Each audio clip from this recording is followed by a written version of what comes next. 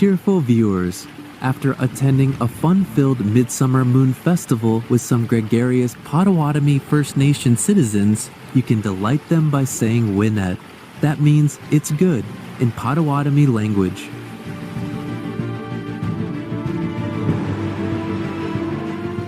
My name is Topin B, meaning he who sits quietly.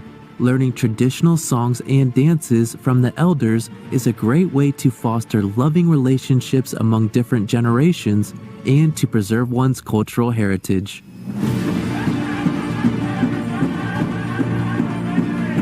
The artistic Potawatomi First Nation people are happy that you're able to do so.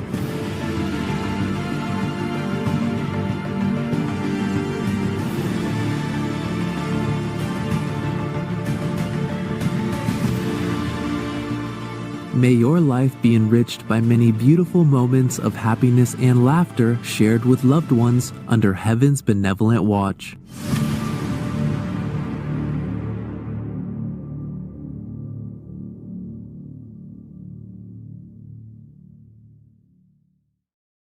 With humanity at a crossroads, we wonder whether we'll plunge into devastation or take flight and soar. As our hearts yearn to know our destiny, we turn to the clues and messages left by seers, saints, and prophets of the past. In divine guidance, let's explore their visions and predictions that can help us navigate today's troubled waters and reach the shore of a better, brighter tomorrow.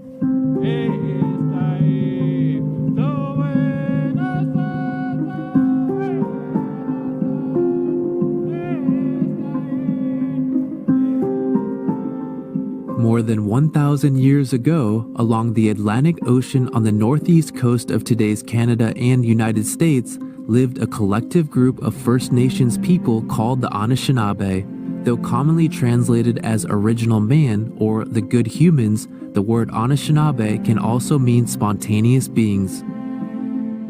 Oral storytellers claim that in those days the Anishinaabe were so many and powerful that if one were to climb to the highest mountain and look in all directions, they would not be able to see the end of the nation. Living harmoniously in a close-knit and organized clan system, all citizens had assignments or duties to fulfill that contributed to the greater good of the nation. They were berry pickers, stone carvers, canoe makers, and more. Planters who raised food for Mother Earth had a poetic name, keepers of the Creator's garden. There was active communication among all groups of people. The Anishinaabe adhered to the 7 grandfather teachings, which are wisdom, love, respect, bravery, honesty, humility, and truth.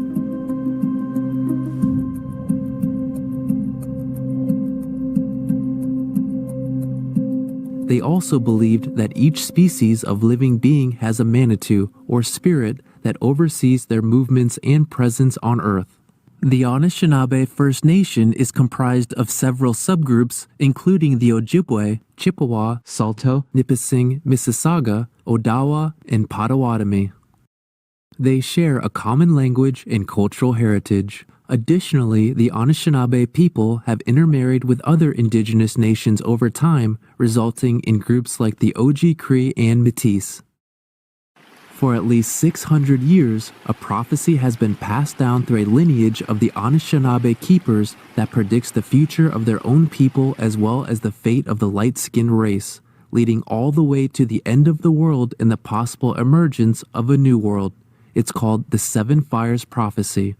The prophecy is depicted on a traditional wampum belt, a document created by First Nations people to record historical events and treaty agreements among themselves and with European settlers.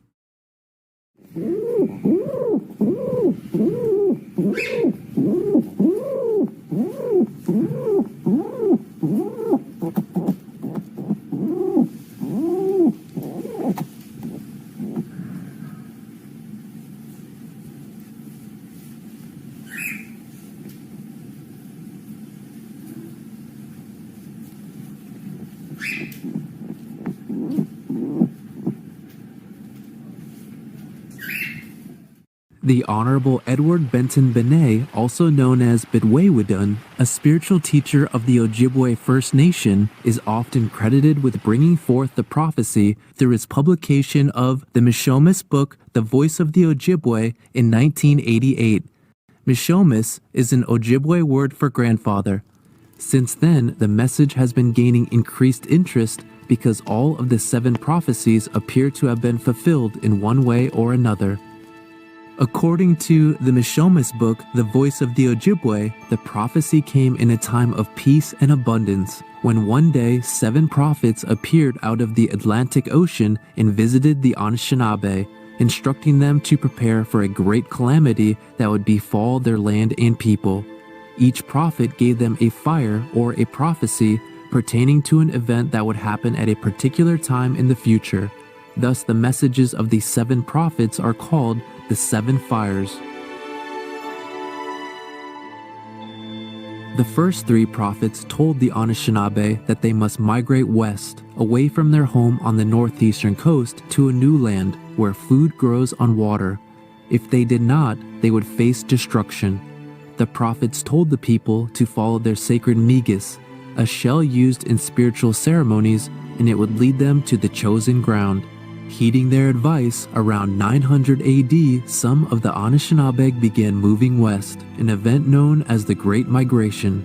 Along their journey, the sacred Migis shell guided them to 7 stopping places, which included present-day Montreal, Quebec, Niagara Falls, the Detroit River in Michigan, Manitoulin Island in Lake Huron, Sault Ste. Marie, Spirit Island in Duluth, Minnesota, and Madeline Island in Lake Superior.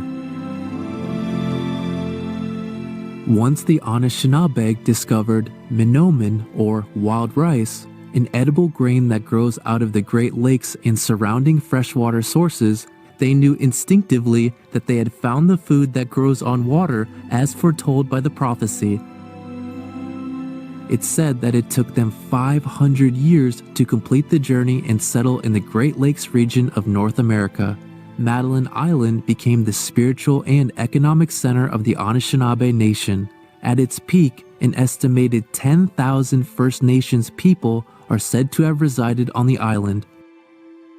On the other hand, the Anishinaabe who chose not to migrate were the first to encounter European colonists who sailed to the shores of the northeastern coastline in the 1500s and 1600s. In less than 200 years, the indigenous population in the area suffered great traumas, and their numbers fell from approximately 30,000 to around 300 due to diseases, violence, and conflicts. Sadly, their fate also fulfilled the prophecy. The 4th fire was given to the Anishinaabe by 2 prophets who came together. The first one said, "You will know the future of our people by what face the light-skinned race wears. If they come wearing the face of Nikonisiwin, brotherhood, then there will come a time of wonderful change for generations to come. They will bring new knowledge and articles that can be joined with the knowledge of this country. In this way, 2 nations will join to make a mighty nation. This new nation will be joined by 2 more, so that the 4 will form the mightiest nation of all. You will know the face of brotherhood if the light-skinned race comes carrying no weapons, if they come bearing only their knowledge and a handshake." It's commonly understood that the 4 races referred to the red, Indian, white, European, black, African, and yellow, Asian. The other prophet said, "Beware if the light-skinned race comes wearing the face of Nibuin, death. You must be careful because the face of brotherhood and the face of death look very much alike. If they come carrying a weapon, beware. If they come in suffering, they could fool you. Their hearts may be filled with the greed of the riches of this land. Do not accept them in total trust. You shall know if the face they wear is one of death, if the rivers run with poison." History shows that both of these prophecies have materialized to a greater or lesser degree. The light-skinned race did come, some wearing the face of brotherhood and others wearing the face of death. In the Great Lakes region during the early 1600s, French explorers such as Samuel de Champlain made contact with the Anishinaabe. They sought only trade and brought many gifts, including metal knives, axes, kettles and pots, woven cloth, coats, and colored glass beads. These people came in brotherhood and were welcomed by the First Nations people. The Anishinaabe incorporated the French into their society through peace rituals and marriage, which birthed part of the Métis indigenous community.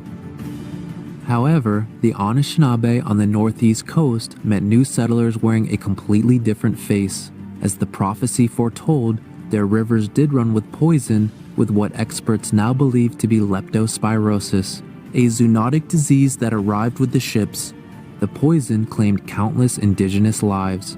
Many First Nations peoples' villages were destroyed, along with the garden paradise the Anishinaabe had tended for thousands of years.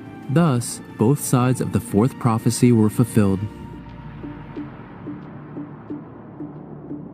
The fifth prophet said, "In the time of the fifth fire, there will come a time of great struggle that will grip the lives of all native people. At the waning of this fire, there will come among the people one who holds a promise of great joy and salvation. If the people accept this promise of a new way and abandon the old teachings, then the struggle of the fifth fire will be with the people for many generations. The promise that comes will prove to be a false promise. All those who accept this promise will cause the near destruction of the people." As it turned out, the French and English explorers brought missionaries who managed to convert many Anishinaabe away from the teachings of their elders with promises of eternal salvation through their own belief system. European traders enticed the First Nations people to abandon their traditional way of life for economic development and prosperity through large-scale trade. As more and more challenging measures were imposed upon the Anishinaabe people, their traditional way of life quickly declined. Thus, the struggle of the fifth fire was with the people for many generations, and the time of the sixth fire had come. We'll examine the remaining prophecies of the seven fires in the next episode.